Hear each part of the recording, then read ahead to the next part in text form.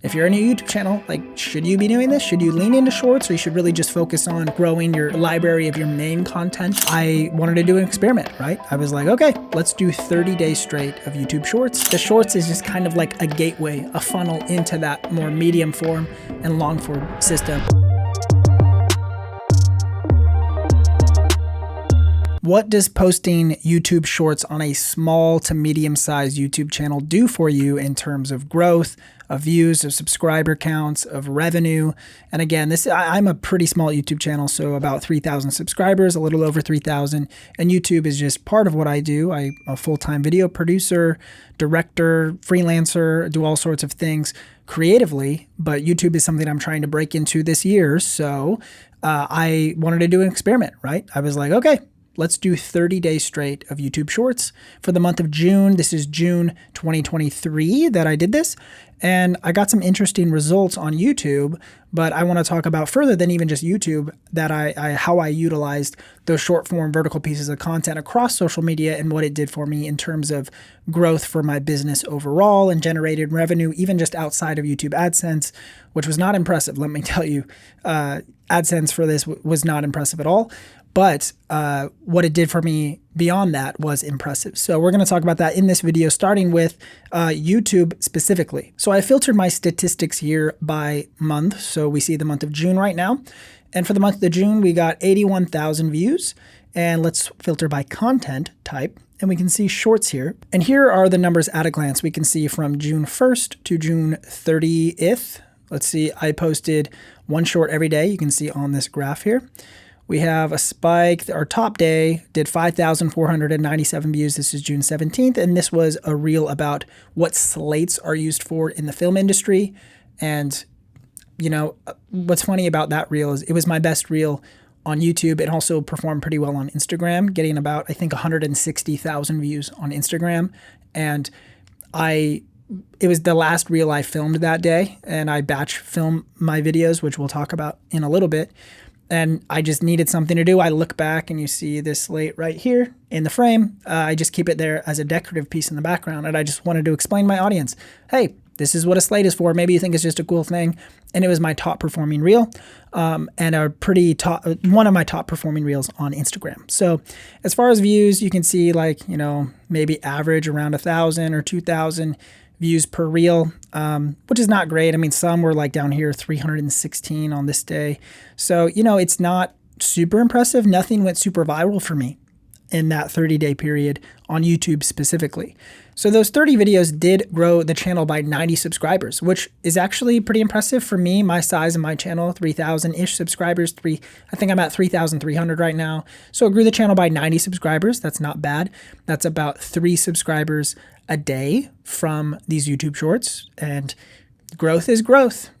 If I was getting 1 subscriber a month, 1 subscriber a year, it is growth. It's pretty slow growth. And so it's not exactly where I would like to be. I would love to be getting hundreds and hundreds of subscribers a day, right? Of course, all of us YouTubers would like that.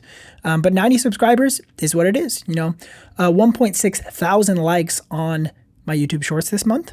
It was shown in the feed 90,000 times and garnered me 52,500 views. Okay, so that's what it did performance-wise. Now, as far as my top shorts, we can see here, my top one was about 10,000 views. What are slates used for in film? The next one was this camera only costs $89. That's a Sony NEX5 that I bought for 89 bucks. 5,000 views. Do I sound like this celebrity? That's the Charlie Day one. 2.5 thousand, 2,000, 2,000. So you can see, nothing terribly impressive, but it did okay. I don't necessarily feel like 1 month is long enough to classify it as a long-term study about how to, the strategy behind posting shorts to YouTube long-term. So I am going to do this for the month of July as well. I have a plan to at least post 1 a day, if not 2 pieces of content per day for the month of July. Sometime that being 2 shorts, sometime that being 1 short and 1 long-form video, 1 just standard kind of YouTube video where I'm reviewing a camera or something. So I have some strategy here. We're going to try to almost double the output on the channel to see if that corresponds to double the growth, or if populating the YouTube feeds with more videos doesn't necessarily correspond to the growth. I kind of want to learn this information and take you along for the journey and let you know if you're a new YouTube channel, like, should you be doing this? Should you lean into shorts, or you should really just focus on growing your like library of your main content? So your main YouTube videos. For me, that would be like my camera reviews and editing techniques and tips, strategy videos about how to grow your influence with video and marketing yourself well as a freelancer. So those are kind of my bread and butter. The shorts is just kind of like a gateway, a funnel into that more medium form and long form system, with a longer play at the end to hopefully funnel some of those subscribers into my business, as far as being able to do freelance work for them, or to purchase things like editing courses or filmmaking courses from me if you want to learn how to grow as a filmmaker. So that's kind of the strategy here, but the shorts really are just a funnel into that system. As far as revenue from the shorts feed, I made $4.67 from YouTube shorts. The top day was 58 cents, and that was the day that the slates video, why slates are used in film, went off just a little bit, and I almost made $1. I made 93 cents from that video. So you can see, shorts are not where the money is, okay?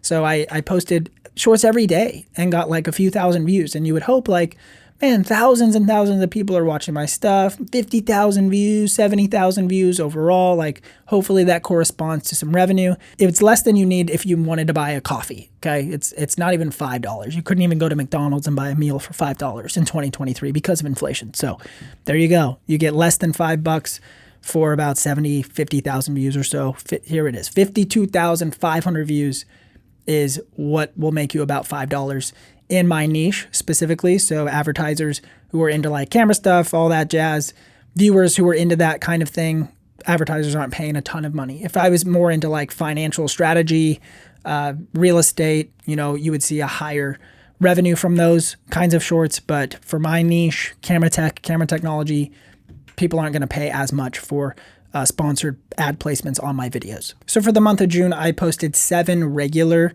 YouTube videos with a click-through rate of 8%, 245,000 impressions, 29,000 views. So a decent performing month on my channel. A couple of these are up. Click-through rate is about the same, and average view duration is also about the same for my channel, okay? My hope is, as I start doing some more of these long-form videos, we're gonna see that average view duration increase because people are watching my longer-form podcast episodes, hopefully to go deeper and grow a little bit more. And here's the overall snapshot of what my whole channel did for the month of June. 81,000 views, 2,000 hours of watch time, 527 subscribers this month, and $76 in YouTube revenue. So you can tell I made less than $5. That means like $71, $72 came from just my normal YouTube videos this month. Now, as I was filming these shorts, I always had it in mind that the first way these shorts would be utilized would obviously be for YouTube, so YouTube Shorts, okay? But I obviously knew that my vertical content could be posted to any of the platforms that promote vertical video, like Instagram, Facebook, TikTok, etc. LinkedIn, I even posted a video here or there. Pinterest, Snapchat, of course, but I don't really use Snapchat for me personally. It's not what I do for my business. So really focusing on Instagram and Facebook is my primary sources of where I post that kind of vertical content. And then I also post a handful to TikTok. I just don't really use TikTok, and I don't usually have it on my phone either. So posting from the web app, you can actually kind of schedule a post out from the web app. So I use that from time to time to post TikToks. But this is where things get interesting, okay? Because on Instagram, I saw some incredible results this year. And my hope is that I convert those Instagram follows and view time into and funnel them back into my YouTube channel, right? Into the strategy, into the funnel. The short form is a gateway for the medium, which is a gateway for the long, which is a gateway to convert those people into loyal fans, loyal subscribers who will be patrons to my business, okay? So Instagram got over, and I'll do some screenshots here on my phone because I don't have Instagram pulled up on my screencast right now. But the screenshots will show you that views-wise, we did over 2.6 million views on YouTube in the last 30 days. That is a wild increase from what I had in the previous month. I had one video that went actually viral, okay? Got 2.5 million views, I think is where it's at right now. So 2.5 million, and that's that one about the $89 camera. The Sony, actually it's right here. Let me snag it. The Sony NEX5, right? So that camera got me, I paid like $89 for that camera off of eBay and got me 11,000 followers, okay? Now, it's not just from that video. I had some other videos go more viral, but That video was a big part of it. It probably came in around like 8,000 followers just from that one video. So that video, 2.4 million views. And then we had a few other videos that are what I classify as viral for me, right? So these would be anything that outperforms my standard content. I usually get around anywhere from like 3,000 to 5,000 or 6,000 views is about average. So anything that goes above 6,000 views, maybe 8,000, 9,000 views or so, I would classify that as a viral for me video, which indicates that there's like a demand for that kind of content to be produced. So I focus my attention on analyzing those trends and figure out, okay, this one got 8,000, this one did 10,000, 50,000, 100,000, 250,000. So those were some numbers that I saw this month. And so what I'm going to do is kind of focus my strategy around YouTube and around Instagram. And I did see some parallels there about which ones went viral on YouTube, also did really well on Instagram. So I'm going to focus on analyzing these trends. And that's some data points. Those are some data points for me to be able to focus my attention in the right direction. So I'm not just, there are some that did really bad that were like 500 views or 1,000 views. It's not really worth my time to do those kind of videos. Now there is a little bit of piece of like brand development or being able to go a little bit deeper with my audience and share some of my values about who I am as a creator and as a person and as a person who loves Jesus or as a person who's married, who has kids, like be able to share some of these values. So some of those videos I know are going to perform a little bit worse than check out this $20 camera or this $50 lens, like those are very like clickbaity and very intriguing sorts of videos to produce. So I know there'll be a disparity in those types of content. So I'm not going to fully shift to just like try to make viral trends because I want to grow a deep following with a deep connection to me as the creator and you as the listener. But these data points are really helpful in understanding like what is actually doing well and what should I focus my attention most on if I want to see growth, right? So again, 11,000 followers this month, 11.7 I think is what I got, 11.7 in the month of June. So that's an extreme increase in followers. There were like, 2 million accounts engaged with my channel, tons of comments, tons of DMs. I got 15-ish, maybe like 10 to 15 business inquiries from Instagram. So these are people reaching out for like, hey, do you want to do a project like this or that? And I would say, sometimes big business inquiries are pointless. They're not going to lead anywhere, but I did classify 3 of those as high quality leads, high quality business leads, which could convert to actually a substantial amount of revenue for my company, my freelance company, and me as a creator. Okay. So 3 business leads, 11,000 followers, 2.6 million views just from posting one Instagram reel a day. Incredible results. I'm really happy to see those results. Another interesting thing about the video that had 2 million views was what it did to my YouTube channel, right? So let me pull that up actually. So right now, real time, we're going to go to my content, scroll over to the NEX5 review that I did over a month ago. Look at these analytics, okay? So since it was published, you can see for the first few days, it didn't do much, right? It had 1,000 views or so in the first few days. And then it took off on Instagram, got a ton of views. And then it shot up. Right here, you can see this steady growth up to like over 10,000 views. So we're at 12,000 views on YouTube. Grew the channel by 148 subscribers and got me $26 of revenue, over 500 hours of watch time. And this is directly correlated to the video on Instagram going viral. So my strategy isn't to like post a bunch of viral videos on Instagram, but a byproduct of me focusing on doing shorts for my YouTube channel and being shorts minded first, YouTube minded first, allows you the ability to post to those other platforms and they kind of complement each other. So I posted a video about an $89 camera on Instagram. People were like, what is this camera? The number 2 search engine in the world is YouTube. So people want to see a review about what is this camera? What is the NEX5? They search $89 NEX5. And my review of this camera is the first result that pops up for them and grows the channel by 148 subscribers in the last 30 days. That's awesome. Those are the kinds of things I want to really consider as I think about, do I want to do this more in the future, is how can I leverage the social media platforms and funnel them back into my YouTube channel. Now on Facebook, I didn't see nearly as much success as far as viewership and growing the followers on Facebook, because you can obviously follow people on Facebook. You don't have to just be Facebook friends. I did see several follows come through this month. I usually just see friend requests on Facebook, but I did get some just random follows from people who liked the reels.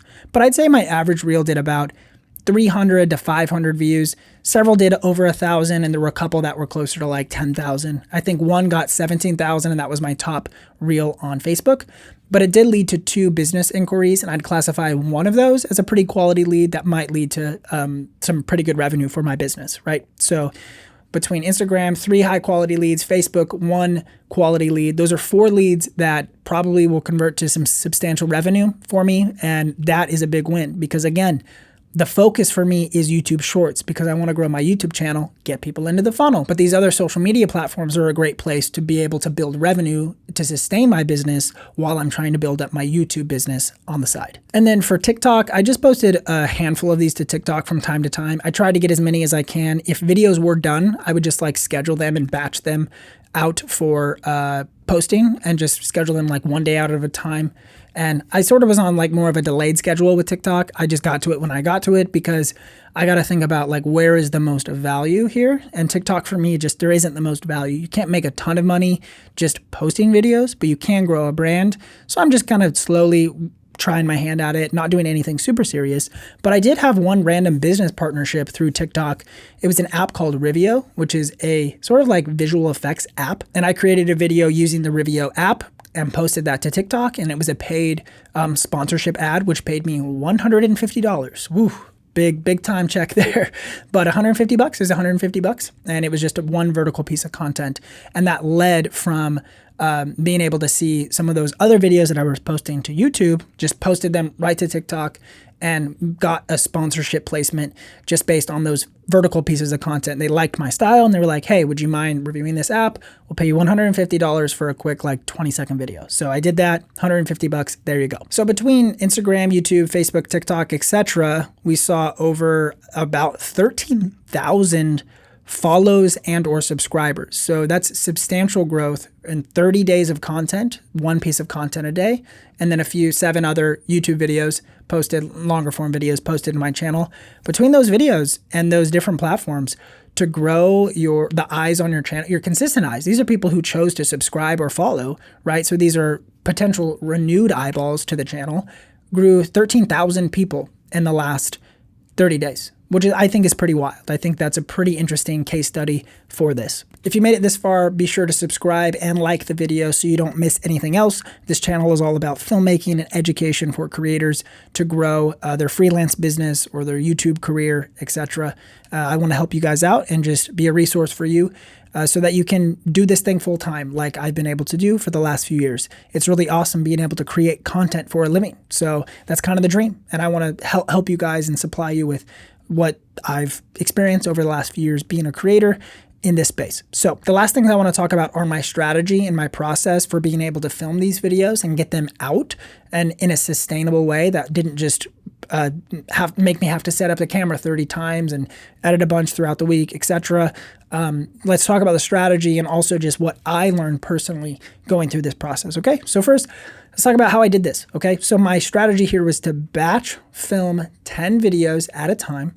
So I would film 10 videos in one sitting, which means I only had to do 3 filming sessions for the entire month of June for my shorts. Okay, so 3 sessions. On like June 1st, I would film 10 videos. On June 11th, I would film another 10. And then on June like 22nd, I'd film the last few. So that gave me 30 YouTube shorts for the month of June. And I didn't have to spend each day trying to like set up a camera and film and re-record things. And then camera-wise, I'm currently filming on my FX3, which I love. But all I did was I left a tripod plate on the side of the camera on the 1/4-inch thread that's on the side of the camera. I just left a second tripod plate. And so anytime I went from filming a horizontal video, I'd pop it on a tripod that's just right next to the current tripod the camera's on, and then film vertical content. So it was a very seamless, like, take that camera, bounce it over to the next tripod, and I'm ready to go. I wouldn't use a teleprompter. I didn't do any scripting for my YouTube videos. I would just do bullet points or an idea concept, and then I'd just go off the cuff and film 10 in a row. I was usually able to film 10 videos in about 75 minutes to 90 minutes. So a little over an hour, between an hour and a half for the 10 videos. So an hour and a half of filming 3 different times, that would be about 4.5 hours of filming for the month of June for shorts. And then editing wise, I would edit these just like a couple at a time. Maybe I would edit 3 in a day and just schedule them for the next 3 days. And it was pretty easy. I could edit these in about 30 minutes or so per video. So you're talking, 3 hours of edit time total for a batch of 10. That roughly averaged out to about 13 and a half hours of work per month for my entire batch of shorts. So you get 30 shorts, film it in 3 different sessions and edit throughout the week, about 30 minutes per short, 13 and a half hours. And you're going to post those 30 videos to multiple platforms. So 30, 60, 90 videos between YouTube, Facebook, and Instagram. Plus, if I posted all of them to TikTok, that'd be another 30, 120 pieces of content for 13.5 hours of work. I think that's a great return on investment, especially given the numbers that I saw here. Personally, what I learned through this process was there were types of videos that I enjoyed creating more. And usually those videos weren't the ones that did as well. They were like middle of the pack, where I explained like a principle about shooting in log shooting format, or one where I showed like 5 different filmmaking accessories you can get for under $20. I think those are kind of fun videos. They didn't do as well. They were more middle of the road and got a few thousand views or so, but they were kind of fun. I enjoyed making those. And then obviously I do actually really like the videos where I recommend cameras, like a really cheap camera that I found for like $100. Check out this camera I found for $100. Those did really well on all the platforms. And I noticed that those are some trends that I can try to follow, but I got to figure out how to reinvent. It's like I can't just buy cameras all the time. I can't have like 50 cameras in this house. My wife would not be happy about that. If it were up to me, maybe I would have like 500 cameras and just review them all the time, but that's just not a realistic thing to do for me in my life right now. So I'm not going to do that. So I got to figure out, like, with the camera bodies I have access to and the ones that I own personally and use at work, etc., like how can I kind of remake some of that content with a different spin, right? It's like, this camera costs $89, but I'm pairing it with a $5,000 lens. Let's see the results. Like right there is a cool idea, and I could go show some footage of shooting like a little commercial with it, or I could even like take one of these cameras to a wedding that I'm filming this summer and just like shoot some content and go like, oh, I secretly snuck this $89 wedding and shot content with it for a bride and groom. Did they notice? And then like put that in their album or something. I think that'd be a fun video idea. So would I do this again? I think so. For the month of July, I'm definitely going to try and see what the results are. And I would say if in another 30 days, if I see the same results, if my channel grows by another 527 subscribers overall, I think that's awesome. I think that's great. And if I could keep that up, I mean, that's 1,000 subscribers every 2 months, and that's 6,000 subscribers a year. That'd be awesome. I would be all for that. If I could go 6,000 subscribers a year and just get like consistent feedback and consistent responses and build a community of people who are really interested in what I actually have to say, and it's not just like random follows and random subscribers from like hitting one viral trend and you're getting a bunch of people who like just like you for the one video, but they're not really invested in this kind of format. That's the kind of subscriber base I want to build, because those people will actually stick around. And if I make a course for you, or if I make a product or some LUTs or something, like you would actually want to be a patron to those kinds of products. You'd want to support me in that endeavor versus some viral trend and just some like kid who subscribes to me wouldn't really care if I was providing them a course. So that's the whole strategy behind the methods I'm trying to apply to this channel, right? I hope this video was insightful for you in some way. If you're thinking about trying to leverage the Shorts platform, to be realistic about what the results might be, you're probably not going to make a bunch of money. You might not gain millions and millions of subscribers or views or thousands of subscribers even, but it might be a marginal increase, and marginal is enough to even maybe justify taking the time to do it, right? If you get 100 or 2 followers and you get a few thousand views, it's people coming to your channel that otherwise wouldn't be seeing you, because the Shorts feed is such a great place to get discovered, right? You have an opportunity there. It's like almost an advertisement for yourself.